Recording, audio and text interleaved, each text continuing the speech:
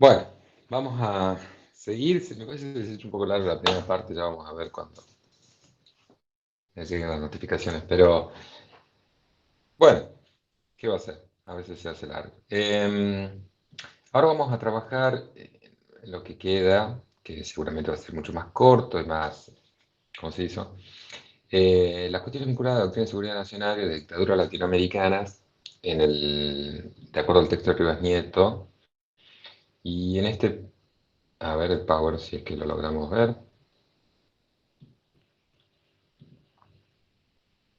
Ahí está, muy bien. Ustedes tienen para trabajar en este texto un trabajo que trata de condensar un poco las problemáticas vinculadas a la doctrina de seguridad nacional, a las dictaduras o a los conceptos de totalitarismo y autoritarismo, y tiene demasiados conceptos tanto políticos como históricos que creo que lo hacen un poquito confuso. El texto es llevadero, el texto es sencillo en ese sentido, es dinámico, pero tal vez requiere cierta contextualización política y geográfica, que es lo que vamos a tratar de brindarles ahora. ¿Qué es lo primero que hay que tener en cuenta? Termina la Segunda Guerra Mundial eh, y comienza otra. Ese hablando en resumidas cuentas. Comienza una guerra que nosotros conocemos con el nombre de Guerra Fría, que era efectivamente una guerra entre el final de la Segunda Guerra Mundial y podríamos decir la caída del muro de Berlín en el año 89 y la perestroika soviética en la década del 90. Durante este periodo, el mundo se divide básicamente en dos, entre los países prosoviéticos y los países pro-norteamericanos.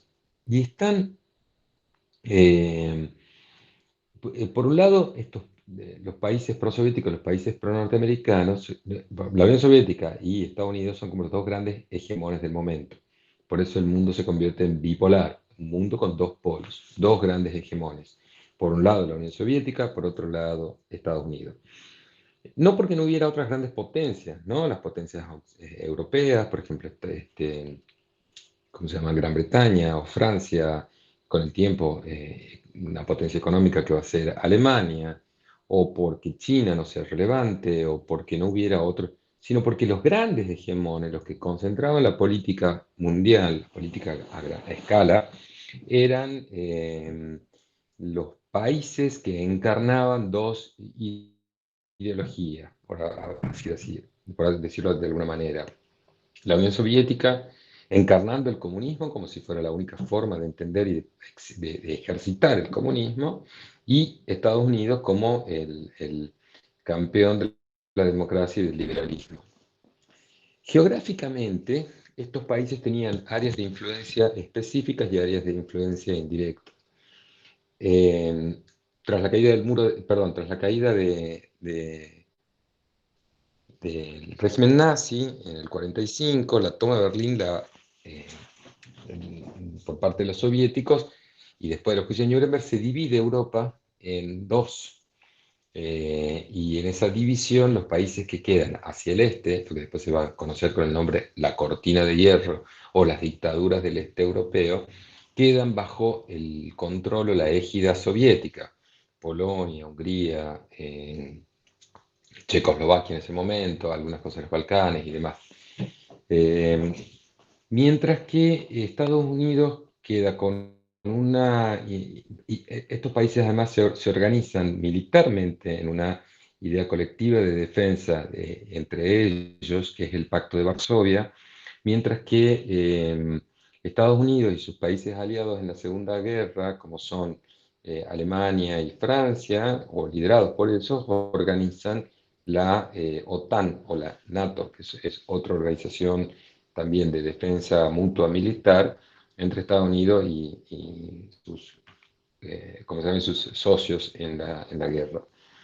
Ahora, de a poco, esto estamos hablando en la década del 40, de a poco empieza a desplazarse esa guerra fría, a cambiar de sentidos y de lugares. Entonces, por ejemplo, hay una guerra en la década del 50 en Corea, en donde lo que se discutiera precisamente la expansión del comunismo, y entonces Estados Unidos va y participa en la guerra de Corea.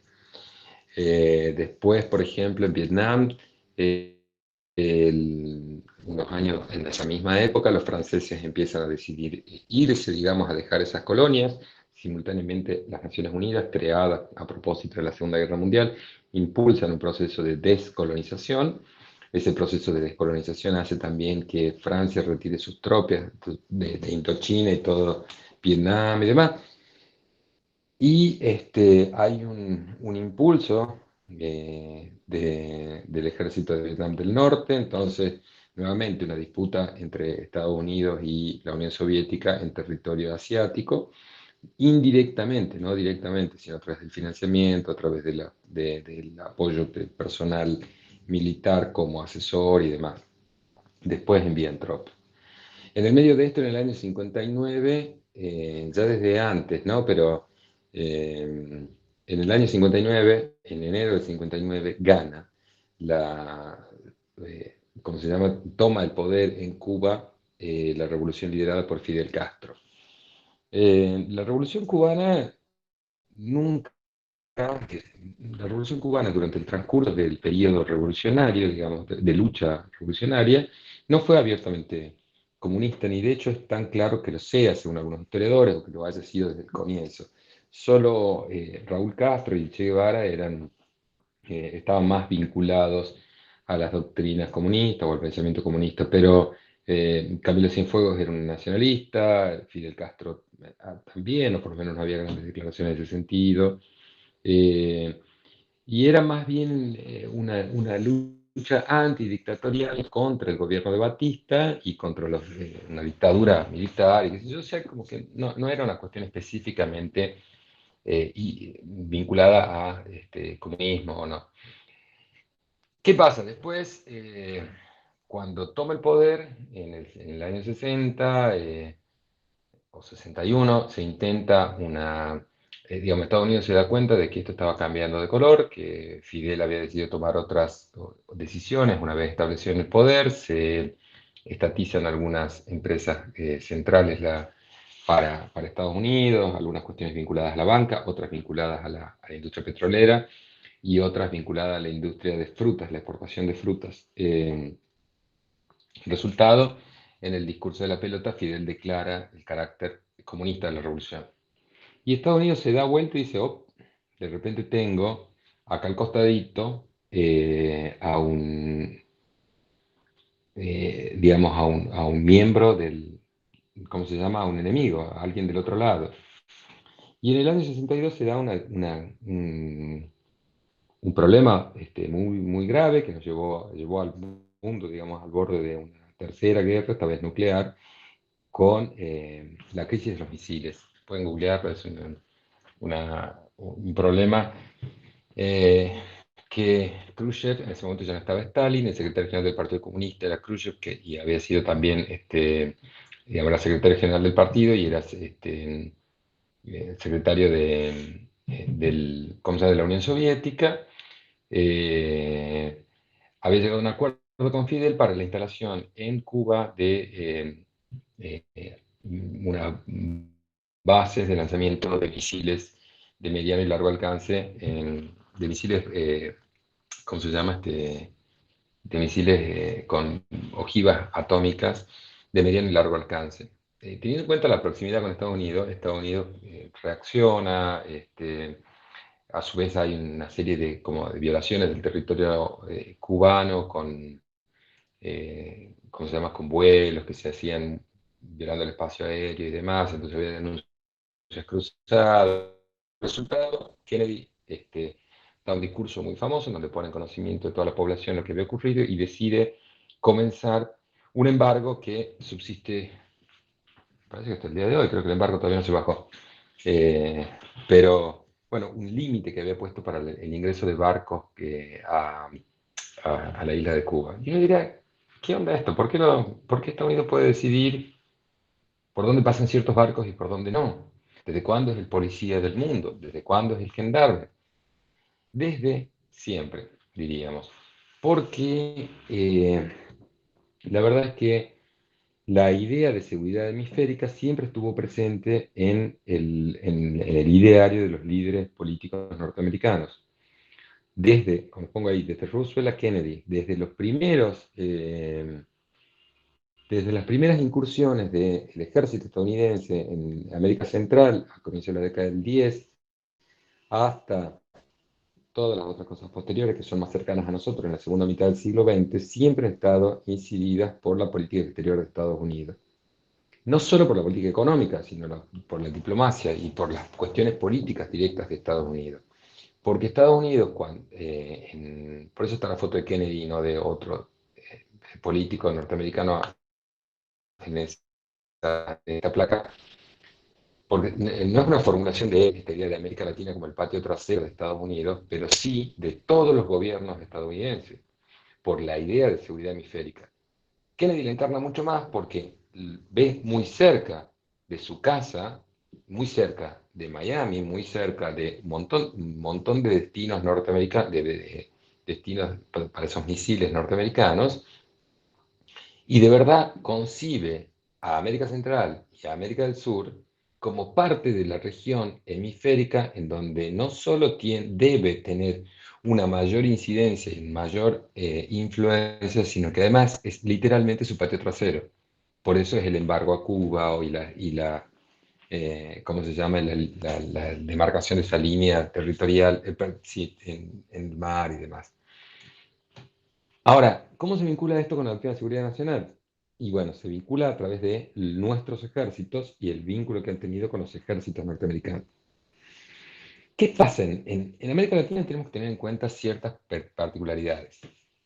Lo primero, esta introducción genérica era para que sepan en qué se enmarca la doctrina de seguridad nacional, en qué contexto geopolítico. Guerra Fría, dos grandes hegemones, uno que considera que América Latina es el patio trasero de su casa y que lo demostró cuando consideró, ¿cómo se llama? Agresiva, o un acto casi de agresión de la Unión Soviética, instalar misiles que le quedaban más o menos cerca, y decidió tomar las medidas que tomó en el marco de la crisis de los misiles del 62. Ahora vamos a pegar otro panorama. ¿Y el ejército por qué es relevante? Después va a ser relevante cuando se formule esta doctrina de la seguridad nacional, o en la medida en que se formuló. Y para eso Rivas Nieto también nos dice, bueno, tengan en cuenta cómo venía la mano con los ejércitos en Argentina. Fíjense que los ejércitos en América Latina han tenido intervención política permanente. Han tenido intervención política casi diríamos desde el comienzo de la existencia de los países que nosotros hoy concebimos como América Latina. Ojo, también hay una cosa muy paradójica porque se pasó de un ejército libertador, como los grandes ejércitos, digamos, los ejércitos que condujeron la gesta de la independencia, o casi sin ejército, como dice ahí, a como una gran intervención inicial en la vida política argentina, que le abre, en la vida política de América Latina, de todos los ejércitos de América Latina, que les abre las puertas al ejercicio de la actividad política para cerrar su ciclo de actividad política con un ejército dedicado a la represión política interior. Ahora, en los comienzos, el ejército es un protagonista, en realidad. Es un protagonista político, en realidad es las Fuerzas Armadas antes que el ejército. Porque si ustedes averiguan un poquito, por ejemplo, sobre el ejército argentino no existe como tal, sino hasta muy entrado el siglo XX. Creo, si no me acuerdo mal, que con Mitre recién el ejército argentino aparece como tal. Antes había distintas cosas que eran el ejército argentino, pero al mismo tiempo no eran el ejército argentino. Orgánicamente, con el uniforme, qué sé yo, ¿no? O sea, que uno lo puede identificar. Creo que con Mitre, ¿no? Pero me parece. Quiero decir, antes estaba el cuerpo de blandengues, el cuerpo de granaderos, y había milicias armadas, la guerra de la independencia y todo lo demás, pero no se olviden que había grandes caudillos locales, tuvimos un periodo largo de guerras civiles y ¿cómo se llama?, de no organización nacional, al mismo tiempo que teníamos una organización nacional. Urquiza se rebela o le quita las fuerzas a ¿cómo se llama?, Rosa. Hay una lucha ahí, no entre dos ejércitos nacionales, sino entre el ejército de Rosas y el ejército de, de, de Urquiza en Casero. Bueno, de todos modos, el ejército que en el caso de la Argentina podemos identificar claramente, comienzos de nuestra organización política son los grandes protagonistas, sin ser un ejército, las Fuerzas Armadas son grandes protagonistas. Es más, toman gente que viene que sí tiene muchísima formación militar, como el caso de San Martín, y otra que no tiene ninguna formación militar, como el caso de Belgrano o Monteagudo, y los convierten en grandes protagonistas de la vida política argentina.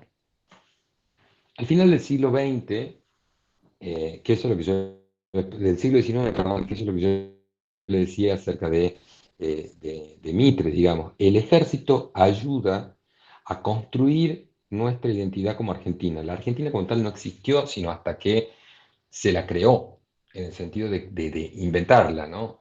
De crear identidades que superen los localismos y las cosas regionales.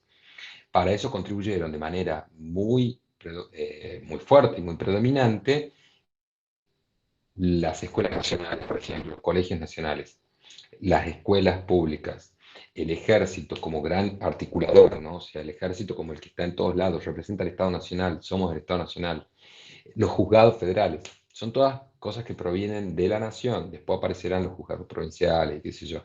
La idea, como se darán cuenta, es la constitución de una identidad argentina como tal que pueda ser adscrita ahí. En ese desarrollo de los inicios en estos, digamos, de las guerras de independencia hacia la profesionalización, pasando por la guerra del Paraguay, terminando en el desplazamiento de las montoneras por parte del ejército, ya no hay ejércitos provinciales, la muerte del Chacho será lo último, el Chacho Peñalosa, digamos, ya no hay, ¿cómo se llama?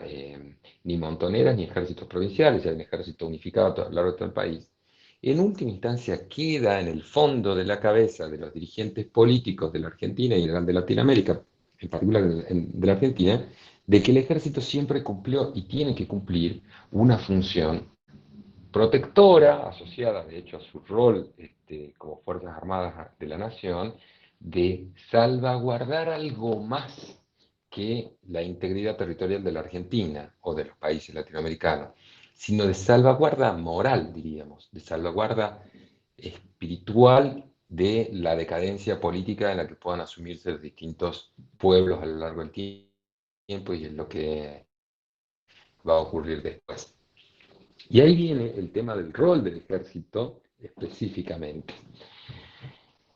Y tenemos varias cosas que son importantes para destacar acá, que las pone Rivas Nieto en su texto y que me gustaría destacar. En primer lugar, como consecuencia de la mayor profesionalización y del desplazamiento de las montoneras, todo esto que venimos hablando, termina generando una suerte de autopercepción en los ejércitos de una suerte de superioridad derivada de la organización, o sea, del orden jerárquico que tienen los militares y también de la disciplina propia de una organización castrense. A lo que se suma que, digamos, las cosas que han ido haciendo cada uno de los ejércitos latinoamericanos durante los comienzos del siglo XX.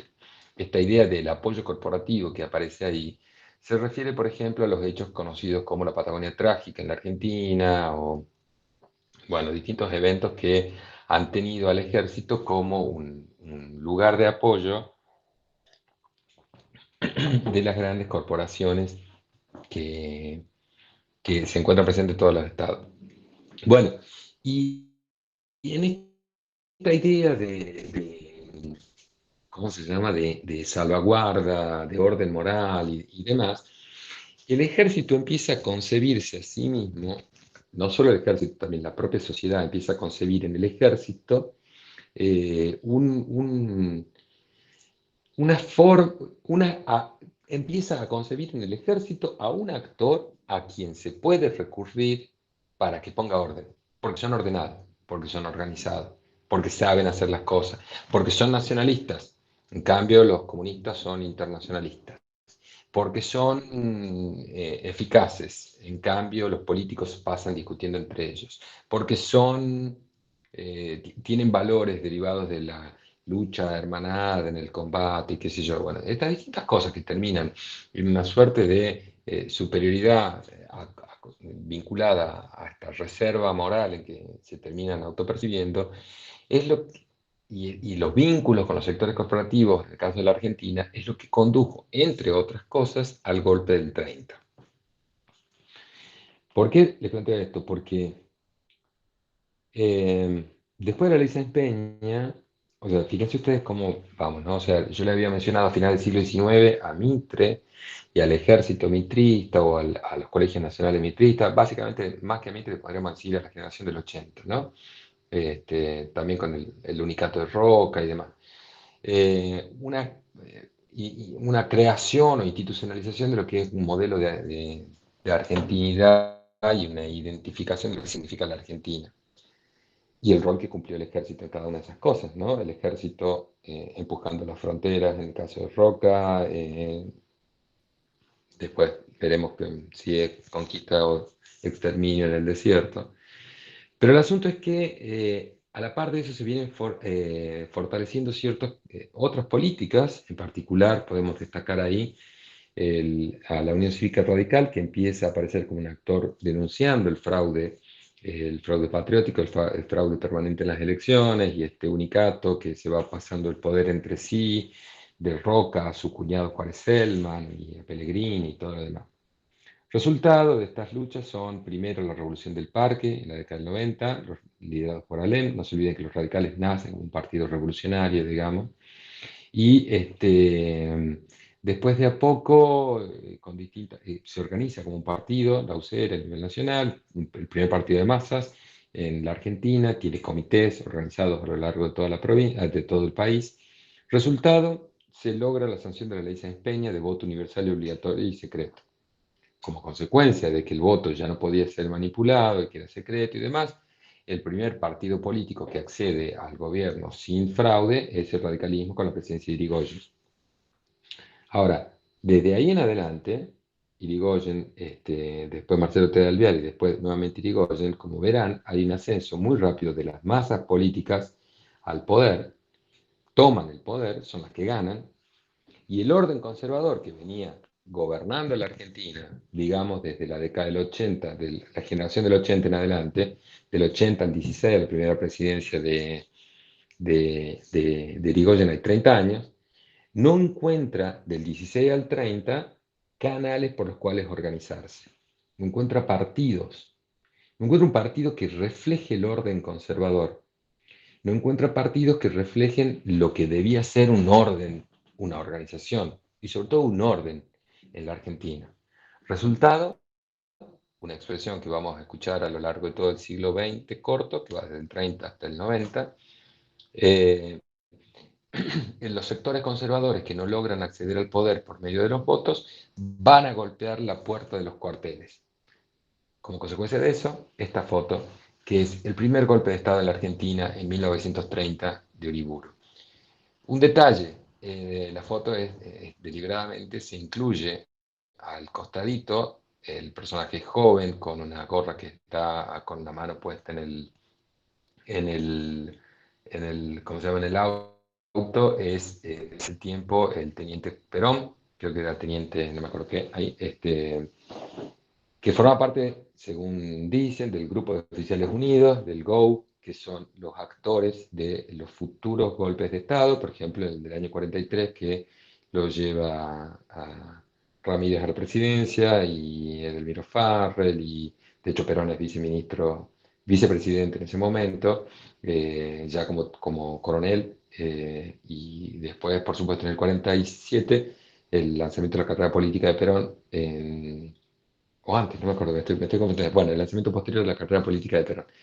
Lo que les digo es, ¿por qué les marco esta referencia? Porque está este primer golpe militar en la Argentina en el 40 y en el 30, la importancia de los oficiales intermedios que se consideraban como el recambio de este reservorio moral en que consistía el ejército, que era el GO, el golpe que unos años más tarde se da en el 43 y la potenciación a partir de ahí de una figura política que se valida a través de los votos, que es Perón. Pero Perón, y de hecho Perón sufre los golpes militares, en particular en los golpes de los militares, quiero decir, no solo el golpe militar con el derrocamiento, sino otros golpes políticos de los militares. En el año 55, la dictadura de Onganía y la disputa que tuvo después con la NUCE, ¿cómo se llama? Con el GAN, el Gran Acuerdo Nacional, y que al viejo no le dé el cuero para volver, y ese tipo de expresiones propias de la década del 60 y del 70, hasta que finalmente termina su tercera presidencia en el año 73. Pero y ahí, en la última dictadura militar, nuevamente los militares apareciendo como dispositivo de poder de un cierto orden en el año 76. Bueno, ¿a dónde va todo esto? ¿Dónde va el cuento de todo esto? Quiero decir, los militares eran un actor político relevante durante todo el siglo XX como una suerte de herencia de este ejército libertador del siglo XIX, de este ejército que construyó nuestra identidad nacional a finales del siglo XIX, y de esta imposibilidad del orden conservador de canalizar sus propias demandas sin acudir al fraude patriótico y a la sorpresa que se llevan cuando las masas acceden al voto en el año 16, después de la sanción de la ley de empeño. En el marco de todo esto, como les digo, yo lo llevé al 30, pero la doctrina de seguridad nacional no es del 30. Lo llevé al 30 porque de la Argentina la secuencia de golpes militares arranca en el 30 y la incidencia posterior de los militares fue perdurable, ¿no? En el marco de todo esto aparece un poco más adelante del tiempo, por supuesto, esta idea muy lábil, muy poco precisa acerca de la doctrina de la seguridad nacional. ¿Qué tenemos que decir sobre eso? En primer lugar, es un fenómeno derivado de la Guerra Fría. Es un epifenómeno de la Guerra Fría. El contexto histórico, ya lo hemos mostrado, el contexto histórico y político es el que hablamos al principio con los dos grandes hegemones, la Unión Soviética y Estados Unidos, después de la finalización de la Primera Guerra Mundial. El contexto histórico específico de los ejércitos de Latinoamérica, reservorio moral y todo lo demás, y de hecho el primer golpe de Estado en el año 30 en la Argentina, y en el marco de eso llévenlo a la época, digamos, estas dos concepciones, a la época de la Guerra Fría y a la Segunda Posguerra Mundial, y aparece ahí una idea nuevamente derivada de esta noción de patio trasero de Estados Unidos, de que es necesario organizar las cosas de modo parecido en toda la región, en todo el Cono Sur. Entonces ahí aparece la necesidad de profesionalizar los ejércitos que no estén profesionalizados. El ejemplo de Batista, por ejemplo, es un caso de un ejército no profesionalizado que sufre el ataque de un grupo de guerrilleros, 14 barbudos, que terminan derrocando a un gobierno, lleva a la necesidad de homogeneizar los ejércitos, de profesionalizarlos, pero de homogeneizarlos también en sentido ideológico, ¿no? O sea, de que puedan tener el mismo discurso. Un discurso que permita llevar adelante una lucha hemisférica, teniendo en cuenta que todo el hemisferio es el patio trasero de Estados Unidos, que permita contener la expansión aparentemente ineludible del comunismo en América Latina. Esto es muy importante, porque el fantasma del comunismo está rondando todo el tiempo en el ideario derivado de la doctrina de la seguridad nacional. Por supuesto que no es solamente un fantasma, había una lucha política de exportación de la revolución cubana clarísima, ¿no? O sea, de hecho, el foco guerrillero que instala el Che en Bolivia es parte de esa idea de instalación, de exportación, perdón, de la revolución cubana. ¿Qué quiere hacer Rivas Nieto? Lo que dice es, miren, vamos a ver qué es lo que hubo en Latinoamérica para que sepamos de qué estamos hablando acá. ¿Qué es la doctrina de la seguridad nacional en general?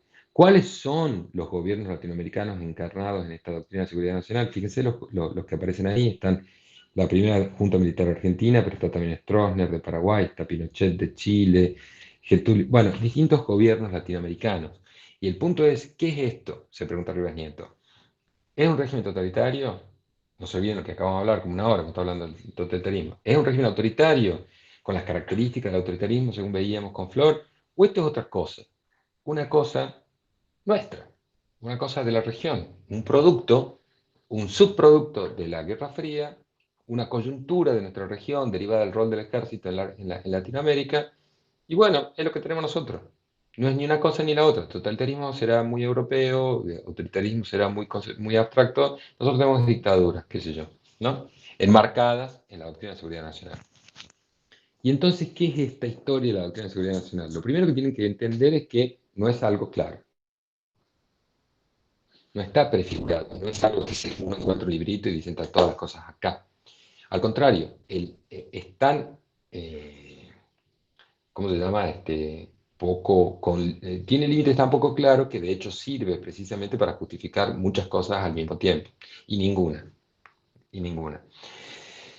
Pero ¿cuáles son las características que tienen? Además de esta cosa de homogeneizar los ejércitos y la lucha anticomunista regional en todo el, el hemisferio, en todo el cono sur, digamos. Eh, sí hay, como algo constante en esta idea de seguridad nacional, una permanente alusión a la inevitable aparición del comunismo que nos va a traer aparejada la destrucción de nuestro estilo de vida. Hay una suerte de obsesión, como decía ahí, anticomunista. Entonces, ¿qué hace? La doctrina de seguridad nacional permite elaborar un argumento político hacia la comunidad diciendo, nosotros tenemos una determinada identidad que va a ser afectada por los comunistas que quieren tomar el poder. Y fíjense que ya nomás lo están por tomar el poder porque, fíjense lo que pasó en Cuba, ¿no? O sea, ya vienen, ya vienen, ya vienen, ya vienen. De hecho, fue uno de los argumentos para la orden de aniquilación ¿cómo se llama?, de los grupos insurgentes en la Argentina, de los grupos guerrilleros, que no eran significativos. Vamos, habría que charlar largo sobre eso, pero quiero decir, no había el RP, por ejemplo, en Tucumán, no tenía una movilización equivalente a la columna Santa Clara que lideraba Che Guevara o Camilo Cienfuegos en Cuba, ¿no? O sea, era mucha menor cantidad de gente. Quiero decir, no era tan inminente ni tan obvio que estábamos a punto de perecer a manos de comunistas internacionalizantes y extranjerizantes y ateos y cosas por el estilo. Pero la doctrina de seguridad nacional usaba ese tipo de argumentos. Frente a esto, la doctrina de seguridad nacional también propone reconfigurar las Fuerzas Armadas, dejar de lado un rol, no digo pasivo, pero más o menos que es de seguridad exterior, para convertirlo en el único dispositivo articulador de toda la seguridad interior. El argumento formal de esto, ¿cuál es? Es, por ejemplo, en el caso de la lucha contra los guerrilleros en la Argentina, no podemos dejar esto en manos de las policías provinciales porque se va a fragmentar, va a ir cada una, pasan de una frontera a la otra, entonces ya no es jurisdicción mía. Tampoco puede ser la Policía Federal porque no está para eso, es para otra cosa. Tampoco la Gendarmería porque su rol es cuidar la frontera. Bueno, entonces, ¿quién lo puede hacer? La excusa es esta, la excusa de eficiencia, y lo que hace es cambiar el rol para el rol de las Fuerzas Armadas de dejar de mirar hacia la defensa de los ataques exteriores de la nación para mirarlo hacia adentro, para poder garantizar lo que la doctrina de seguridad nacional quiere garantizar, que es digamos, esta elevación del poder de los grupos militares de los ejércitos, con una finalidad de evitar la expansión del comunismo. Entonces, por supuesto que frente a eso, todas las cuestiones, todos los valores burgueses o liberales o esos, ¿cómo se llama? Son considerados superfluos, absurdos, como lujosos, como que no tienen ningún sentido. Cosas como, por ejemplo, libertades individuales, respeto por el debido proceso, garantía de ejercicio de derecho de defensa en juicio y cosas por el estilo. Como resultado, un permanente y sistemático desprecio por las formas de organización institucional. De hecho, hay como un desprecio hacia todo lo político, ¿no? Por eso hay como una cosa así, decir, bueno, los políticos son desorganizados, todo el día pasan discutiendo, arman comités de una cosa y de la otra, y el resultado es que esto es una cosa enormemente ineficaz, frente a lo cual el ejército se presenta como una organización muy eficiente que necesita hablar con muy poca gente, por eso es elitista, ¿no? O sea, alude a 2 o 3 actores políticos y nada más, y está organizada verticalmente, de modo que anda perfecto. Eh, Eso se combina con, digamos, como otro elemento de la denominada doctrina de seguridad nacional, con una adopción de una economía de mercado liberal clásica, de no interferencia del Estado en los procesos de, de, de ¿cómo se llama? En los procesos de producción, como si fuera una suerte de libre juego de oferta y la demanda que permita regular el precio de bienes y de servicios, incluyendo incluso el precio de la moneda, es decir, sin controles de cambio, sin posibilidad de interferir en el mercado a través por ejemplo, en el caso de la Argentina, la Junta Nacional de Granos fue disuelta por la dictadura militar, y cosas así. Quiere decir, las juntas de granos eran cosas que permitían, o la Junta de Carne, de regular el precio de la carne en el mercado interno y demás. A esos, bueno, esto por un lado, o sea, una economía de mercado extrema, digamos, ciega a las necesidades sociales, en sintonía con exigencias de empresas de capital extranjero, particularmente Estados Unidos, y una subordinación de los ejércitos y de los países latinoamericanos a la política exterior de Estados Unidos. Entonces, formalmente, por ejemplo, la Argentina y casi todos los países latinoamericanos no formaban parte de la OTAN, la Organización del Tratado del Atlántico Norte. Pero había un tratado de asistencia mutua en términos de política bélica, digamos, de guerra, que era ay, no sé el nombre, el TIAR, bueno, eh, que paradójicamente se aplicó en la guerra de Malvinas, ¿no? Pero eh, formalmente no éramos países aliados a Estados Unidos, sino como si fuéramos aliados a Estados Unidos en el sentido de la OTAN, ¿no? O sea, con compromisos de respuesta bélica inmediata, pero sí había una serie de organizaciones internacionales en las cuales los países latinoamericanos refrendaban las políticas exteriores de Estados Unidos. Y para poder hacer eso sin demasiados problemas, lo más fácil es suprimir los partidos políticos y eliminar la disidencia interna y demás. Estas son las características generales de esta idea de doctrina de seguridad nacional, que como verán, yo he ejemplificado mucho con la Argentina, pero también se aplica a Paraguay, a Uruguay, en distintos periodos de tiempo, ¿no? A Chile, la salida a Brasil, a Bolivia. La salida de los militares ha sido distinta en cada uno de los países, dependiendo de cada una de las coyunturas políticas que vivió cada país, y del mayor o menor tutelaje, el caso de la Argentina, de los ejércitos hacia la actividad política posterior a las dictaduras. El caso de Chile es el más notorio contra el de Argentina. O sea, Chile, la salida de Pinochet fue negociado, él se convirtió en senador, y de hecho hasta el día de hoy hay una suerte de tutelaje sobre la sociedad civil, mientras que en la Argentina los militares, tras el fracaso de Malvinas, tuvieron que abandonar cualquier pretensión de mantenerse en el poder por más tiempo. Eh, bueno, esto es más o menos las cosas de las que veníamos charlando. Una cosa importante de todo esto, que está acá, estas cosas ya las hemos charlado, el irracionalismo, el desprecio por las formas liberales como las libertades individuales de pensamiento, de organización, de prensa, de crítica y demás. Eh, una cosa que me parece importante destacar en el artículo de Rivas Nieto sobre la doctrina de seguridad nacional es que si bien más o menos uno a ojo entiende o intuitivamente entiende a qué se refiere la expresión, la ambigüedad del término está vinculada a las necesidades del término. El término doctrina de seguridad nacional, más que una teoría política, como dice ahí, es una práctica política continental que fue adquiriendo distintas formas de acuerdo a las distintas coyunturas. Entonces, por ejemplo, una expresión de la doctrina de seguridad nacional puede ser el Plan Cóndor, ¿no? Que era un plan de asistencia recíproca entre las distintas dictaduras latinoamericanas para combatir el comunismo y las organizaciones armadas que había en la región. Entonces, Pinochet y en Chile, Videla en ese momento en la Argentina, bueno, y los otros presidentes de la región, los presidentes, quiero decir, las otras dictaduras de la región, se ponían de acuerdo para organizar la represión ilegal. Esa es una de las expresiones de esto. También hay otras expresiones que no son tan notoriamente ilegales como esta, pero en definitiva funcionan con el mismo dispositivo.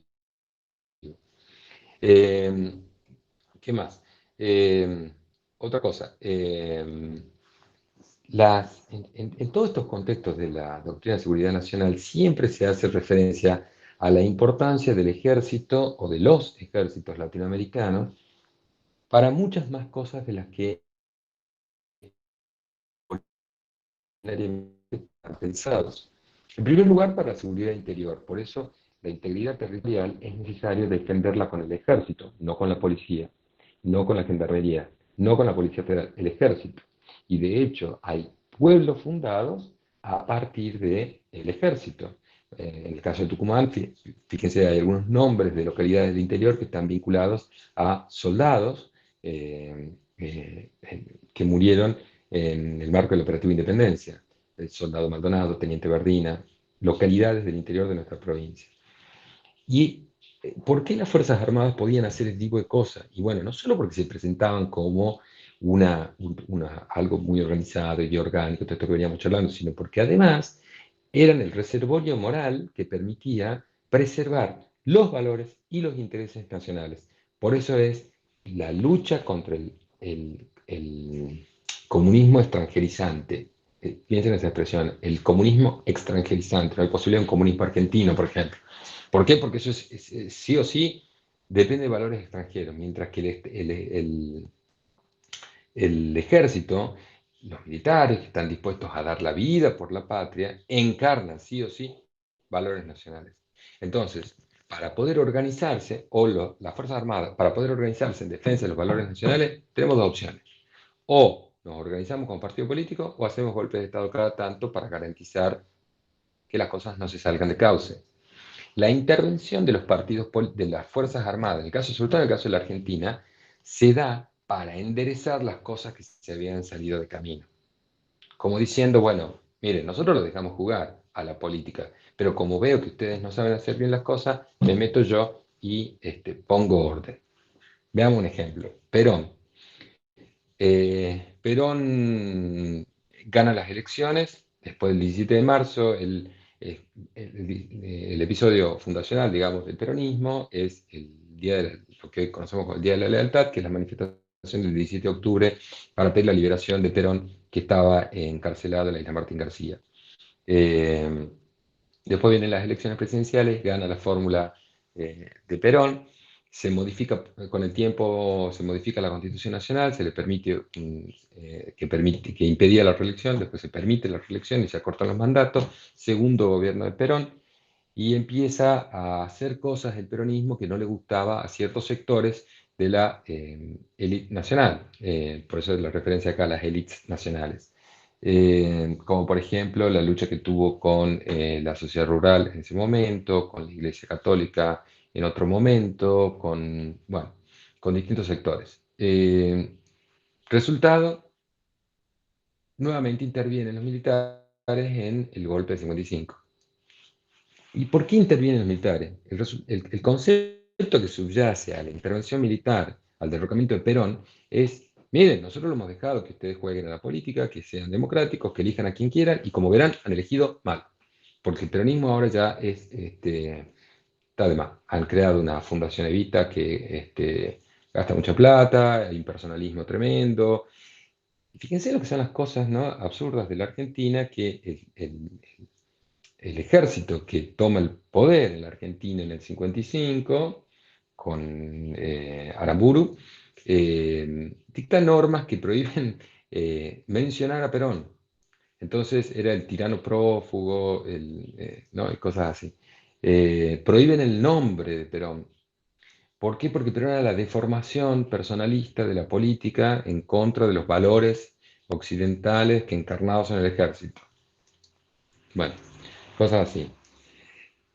Eh, si en el 55 Aramburu lo derroca a Perón y la razón de la intervención militar era porque el peronismo había como desvirtuado la política al transformarlo en una cosa personalista y al hacer peronista toda la vida social argentina, y esto iba a ser parecido al fascismo de Mussolini o al totalitarismo, ¿cómo se llama?, del nazi.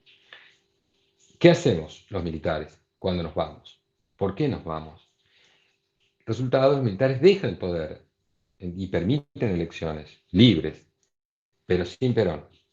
O sea, como verán, durante 18 años, hasta el año 73, que el Perón puede volver a ser candidato, el peronismo que estuvo proscripto porque el poder militar entendía que no era una buena idea que el peronismo participe en las elecciones. Hay un tutelaje expreso de parte de las Fuerzas Armadas sobre la organización política para decirle hasta dónde puede actuar y hasta dónde no. Hay digamos, hay un control para que no se desmadren. Y cada vez que se desmadraban, intervenía nuevamente. Y así vino Onganía y demás. Ahora, ¿y todas estas cosas qué son? Nuestras dictaduras. La del 30, la del 43, la del 55, la del 66, la del 76. Eh, Onganía era un dictador totalitario, era un simple dictador autoritario, La noche de los bastones largos que expresa. Videla es nuestro equivalente a Hitler, y los centros clandestinos de detención en la Argentina son equivalentes a los centros de exterminio eh, de los judíos, ¿o no? ¿O son cosas nuestras, nuevas? Bueno, eh, si uno analiza las cosas de acuerdo a la teoría de Arendt, e incluso de acuerdo a la teoría de Friedrich y Brzezinski, uno tiene que descartar la posibilidad de concebir las dictaduras latinoamericanas como auténticos procesos totalitarios. Nunca llegaron a tanto, en ningún sentido, de ninguno de los autores, ni Friedrich y Brzezinski, ni Hannah Arendt. Primera razón, ninguna de las dictaduras, pongamos por caso, no vamos a ver los detalles de cada una, que tienen nombres muy rimbombantes también, la Revolución Argentina, la Revolución Libertadora, proceso de reorganización nacional y demás. A pesar de tener esos nombres orientados, da la impresión, hacia la transformación de la sociedad, no persiguen una transformación radical del hombre, del sujeto, del individuo, como sí persigue, según Arendt, el totalitarismo.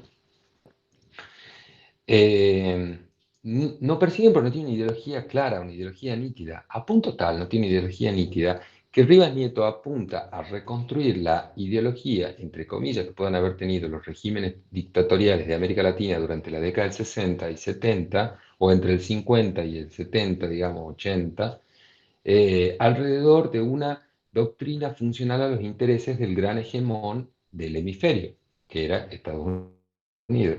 Entonces, articula toda la teoría alrededor de eso y no alrededor de la categoría teórica acerca de autoritarismo y totalitarismo. ¿Por qué? Porque no hay una ideología como tal, hay simplemente una praxis política que subordina los intereses nacionales a los intereses de Estados Unidos y organiza esa defensa, perdón, organiza esa subordinación a partir de la utilización de los ejércitos como actor político para intervenir en política. Después uno podría decir, bueno, pero según Friedrich y Brzezinski, sí puede ser que encuadren la categoría de totalitarismo. Tampoco, porque faltaron en el marco de todas las dictaduras latinoamericanas, tal vez con la excepción de Getúlio Vargas, pero en general en las dictaduras latinoamericanas no hubo líderes carismáticos que conduzcan procesos políticos más allá del momento de las armas. En el caso de la Argentina, tal vez, bueno, Onganía quiso tener una vocación de perpetuidad mayor, pero no lo pudo tener. Después Lanusse lo quiso hacer con el Gran Acuerdo Nacional y esta idea del lanzamiento del partido político que le compita a Perón, y, pero al mismo tiempo, digamos, se frustró esa posibilidad por otros dispositivos que le habían inventado Perón, como la ley de residencia y demás en la elección del 73, que es lo que hace que la elección, que no sea candidato inicialmente Perón, sino Cámpora y Solano Lima, que son los que ganan la elección del 73 cuando se va la dictadura de la Revolución Argentina. Y en el 76 tampoco. Son los conductores del proceso, el autodenominado proceso de reorganización nacional, son militares anodinos, poco, digamos, burócratas de la muerte, pero no mucho más. Macera tuvo un interés en hacer una proyección política y se habla de vínculos con Montoneros y con otras organizaciones peronistas para poder lanzar su candidatura, pero tampoco existió. Entonces, en definitiva, no tenés líderes de ningún tipo tenés simplemente organizadores de muertes y no mucho más. Eh, por eso hay un autor que se llama Pacho Donel que lo que dice es, que lo menciona Rivas Nieto también, conceptualmente nuestras dictaduras latinoamericanas son simples regímenes autoritarios o autocráticos que están organizados que al estar organizados por militares terminan transformando la administración y dosificación de la violencia represiva a través de un dispositivo burocrático. Por eso la calificación de Estado burocrático autoritario de O'Donnell, en donde, fíjense también esa referencia que hay ahí a la movilización y a la paralización política. No sé si se acuerdan, pero cuando hablábamos de totalitarismo hablábamos de la importancia que tenía la movilización permanente de las, de las sociedades, mientras que acá, al contrario, lo que creemos es la paralización de la comunidad, la no política. Y por último, una de las características que presentan, según Rivas Nieto y también lo ha mencionado Donel, es que las Fuerzas Armadas normalmente han sido llamadas, golpear las puertas de cuarteles, como consecuencia de alianzas, no todas expresadas, ¿no? Eh, nítidamente entre las distintas élites, ¿no? Élites económicas, élites intelectuales, élites de fuerzas de seguridad, élites de las Fuerzas Armadas. Entonces, es como un pacto entre distintas élites que lo que busca es reproducir un gobierno de élite frente a la imposibilidad de los políticos, frente a la ineptitud de los políticos, a la ineficacia de la democracia, a la indiferencia de los ciudadanos y al error que conduce a politizar demasiado la sociedad a la que hay que intervenir cada tanto para que se enderece. Sobre todo cuando hay un gran fantasma del comunismo que tiene que ser combatido con la eficacia y con la eficiencia que solo las Fuerzas Armadas pueden tener. Ese es el sentido de todo este tipo de cosas que hemos tenido nosotros en América Latina. Bueno, el resultado entonces, ¿qué tenemos? Tenemos un gobierno, podemos decir que la dictadura argentina fue un gobierno totalitario. No, no alcanza. No alcanza a ser, son simples gobiernos burocráticos, burócratas de la muerte, es cierto, se dedicaron a la matanza indiscriminada, al secuestro de personas, a la extorsión, a la sistemática violación de los derechos humanos. Pero fíjense la diferencia que hay entre eso, que no es nada más, por supuesto ni nada menos, pero nada más que un ejército dedicado a convertirse en un organismo represor y nada más, y torturador, con las características que Hannah Arendt exige para concebir un régimen como totalitario. Son grandes diferencias que no se dan en el caso de las dictaduras latinoamericanas. Bueno, muy bien. Y con esto liquidamos el asunto y terminamos las unidades. Así que bueno, este, nos veremos ya para el examen. Mucha suerte y cualquier cosa tienen el espacio de consultas para cualquier inquietud que tengan. Muchas gracias. Nos vemos.